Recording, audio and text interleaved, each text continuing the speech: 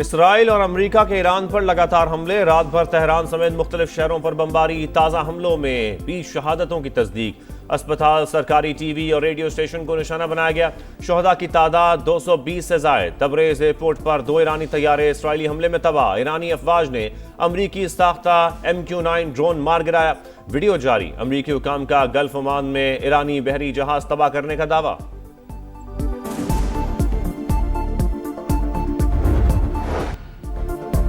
ایران کا جوابی وار جاری، صہیونی ریاست پر 100 سے زائد میزائل داغ دیے، تل ابیب اور وسطی علاقوں میں سائرن بج اٹھے، شیلٹر ہومز کی طرف بھاگ دوڑ، کئی مقامات پر وقفے سے دھماکوں کی آوازیں، ایرانی حملوں میں 11 صہیونی ہلاک، 121 سے زائد زخمی، حزب اللہ بھی جنگ میں کود پڑا، اسرائیل پر میزائل برسا دیے، حیفا میں عمارت ملبے کا ڈھیر، ہلاکتوں کا امکان، ایمرجنسی کے نفاذ میں 12 مارچ تک توسیع، تعلیمی ادارے بند کر دیے گئے، امریکی بحری بیڑے USS ابراہم لنکن پر بھی حملہ، 4 بیلسٹک میزائل داغے، کارروائیوں کے دوران 3 امریکی فوجی مارے گئے، 5 زخمی، امریکی سینٹ کام کی تصدیق۔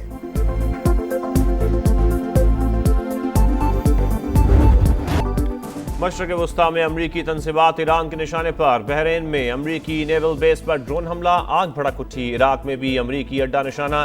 قبرص میں برطانوی بیس پر حملہ، دبئی پر بھی میزائل دے مارا، UAE اور ایران کے سفارتی تعلقات معطل، تہران سے اپنا سفیر واپس بلا لیا، سفارت خانہ بند کرنے کا اعلان، بغداد میں شہریوں نے امریکی سفارت خانے کا گھیراؤ کر لیا۔ Combat operations continue at this time in full force, and they will continue until all of our objectives are achieved. We have very strong objectives. I once again urge the Revolutionary Guard, the Iranian military, police, to lay down your arms and receive full immunity or face certain death. آیت اللہ خامنائی سمیت ایران کے 48 اعلیٰ commander مارے گئے، امریکی صدر کی پاسداران انقلاب اور پولیس کو ہتھیار ڈالنے کی وارننگ، مقاصد حاصل ہونے تک فوجی کارروائی جاری رکھنے کا اعلان، کہا کارروائی 1 ماہ تک جاری رہ سکتی ہے، برطانیہ کا امریکہ کو اپنے اڈے دینے کا اعلان، وزیراعظم کیئر سٹارمر نے کہا امریکہ کو برطانوی اڈوں کے استعمال کی اجازت دیں گے لیکن براہ راست جنگ میں حصہ نہیں لیں گے۔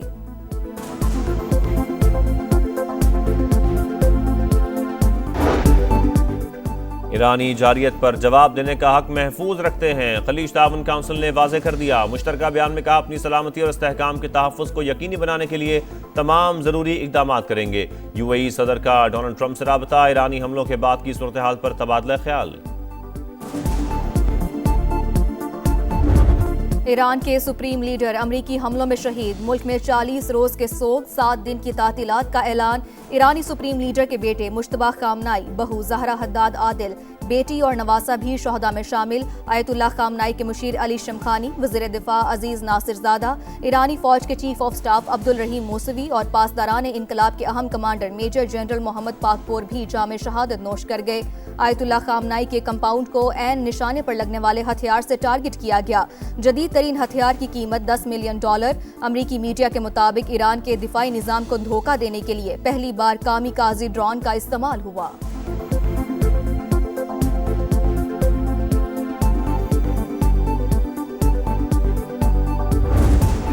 ایرانی صدر مسعود پزشکیان کا بدلہ لینے کا اعلان، قوم سے خطاب کرتے ہوئے کہا آیت اللہ خامنائی کی شہادت قربانیوں کا نقطہ عروج، سپریم لیڈر کا قتل صہیونی رجیم کا سب سے بڑا جرم، دشمن کو جواب دہ ٹھہرائیں گے، مساجد اور سڑکوں پر لوگوں کے جمع غفیر نے دشمن کی سازش ناکام بنا دی، سپریم لیڈر کی شہادت کے بعد ایران میں عبوری کونسل نے ذمہ داریاں سنبھال لیں، صدر عدلیہ کے سربراہ اور شورا نگہبان کے رکن آیت اللہ علی رضا شامل، نئے سپریم لیڈر کے انتخاب تک لیڈرشپ کونسل ذمہ داریاں نبھائے گی، بریگیڈیئر جنرل احمد واحدی پاسداران انقلاب کے نئے کمانڈر مقرر۔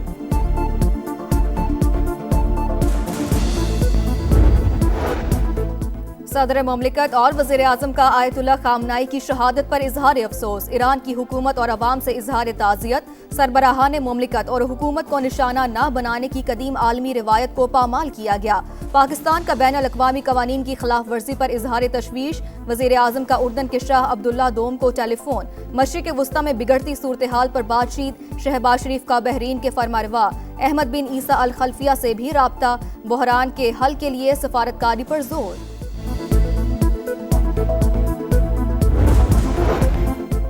وزیر اعظم کی زیر صدارت سیکیورٹی اجلاس، فیلڈ مارشل سید عاصم منیر سمیت اعلیٰ حکام کی شرکت، قومی سلامتی امور پر اہم فیصلے، جامع قومی پالیسی تشکیل دینے کے عزم کا اعادہ، اہم شہروں اور حساس تنصیبات کی سیکیورٹی سخت کرنے کا فیصلہ، مغربی سرحد کی صورتحال اور افغانستان سرحد سے متعلق امور پر مشاورت، امریکہ مخالف مظاہروں کا معاملہ بھی زیر غور، آیت اللہ خامنہئی اور دیگر کی شہادت پر اظہار افسوس، شہباز شریف نے دورہ روس مؤخر کر دیا۔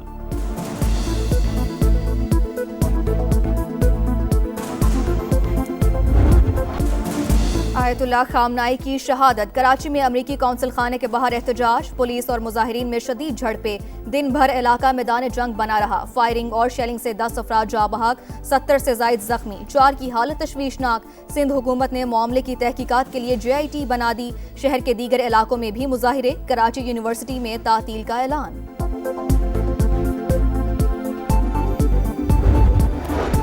ایران پر امریکی حملوں اور آیت اللہ خامنہئی کی شہادت کے خلاف اسلام آباد میں احتجاج، مظاہرین اور پولیس آمنے سامنے، لاہور اور پشاور میں بھی کشیدگی، گلگت اور اسکردو میں 3 روز کے لیے کرفیو نافذ، فوج تعینات کرنے کا فیصلہ، میرپور خاص، نواب شاہ، گڑھی خیرو سمیت سندھ کے مختلف علاقوں میں بھی مظاہرے، پنجاب حکومت نے صوبے بھر میں 7 روز کے لیے دفعہ 144 نافذ کر دی۔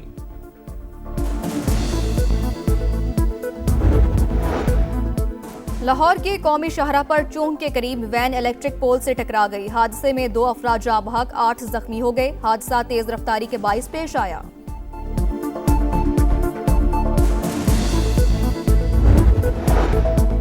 پاک فوج کا آپریشن غضب للحق 5ویں روز بھی جاری، افغان طالبان رجیم کے 415 کارندے ہلاک، 580 زخمی، وزیر اطلاعات عطا تارڑ کے مطابق دشمن کی 182 پوسٹیں تباہ، 31 پر قبضہ کر لیا گیا، 185 ٹینک، اسلحہ بردار اور بختر بند گاڑیاں بھی نیست و نابود، پاک فضائیہ نے افغان طالبان رجیم کے 46 ٹھکانوں کو نشانہ بنایا۔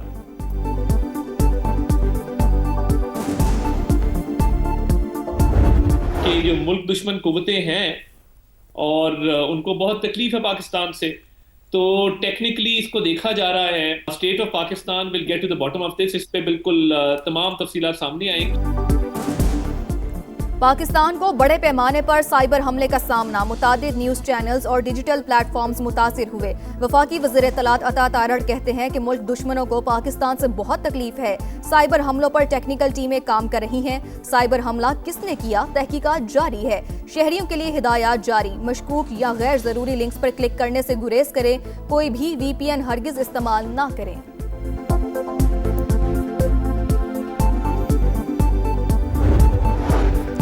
امریکی ریاست ٹیکساس کے شہر آسٹن میں فائرنگ، 3 افراد ہلاک، 14 زخمی، پولیس کے مطابق ملزم مارا گیا، واقعے کی تحقیقات جاری۔ T20 ورلڈ کپ کی سیمی فائنل لائن اپ مکمل، بھارت نے ویسٹ انڈیز کو 5 وکٹ سے ہرا کر فائنل 4 میں جگہ بنا لی، 196 رنز کا ہدف آخری اوور میں حاصل کر لیا، سنجو سیمسن نے 97 رنز کی ناقابل شکست میچ وننگ اننگز کھیلی۔ ورلڈ کپ کا پہلا سیمی فائنل 4 مارچ کو جنوبی افریقہ اور نیوزی لینڈ کے درمیان ہوگا، دوسرے سیمی فائنل میں 5 مارچ کو بھارت اور انگلینڈ کے درمیان زور کا جوڑ پڑے گا۔